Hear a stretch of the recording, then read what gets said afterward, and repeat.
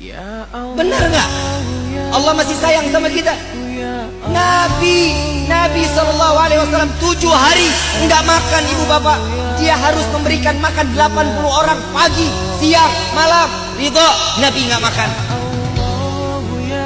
Sampai satu riwayat Sayyidina Umar ibn Khattab radhiyallahu anhu waradahu, tatkala salat di belakang Nabi, persis di belakang Nabi, terdengar suara gemertak dari jasad Nabi Muhammad SAW. Ditanya Sayyidina Umar selesai salat, "Wahai Rasulullah, apakah engkau sakit?" "Tidak, wahai Umar, aku mendengar ada suara benturan antara tulang dengan tulang, ya Rasulullah."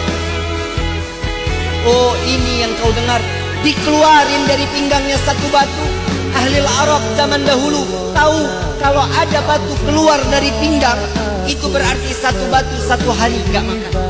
Keluar 2 batu, keluar sampai 7 batu.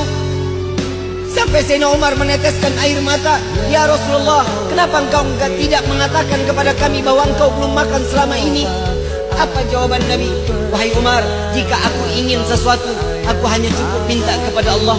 Tapi aku takut di akhir zaman kelak ada umatku yang tidak makan selama 7 hari. Sedangkan aku makan nikmat, aku takut itu akan menjadi beban di dalam hidupku. Aku ingin merasakan susahnya di akhir zaman kelak umatku yang tidak makan selama 7 hari.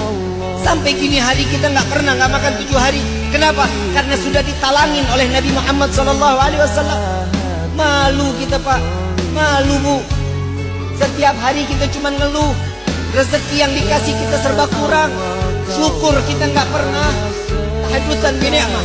Tidak akan ada rezeki yang dapat membawa kita bahagia, melainkan rezeki tersebut itu mendapatkan keridhaan dari Allah.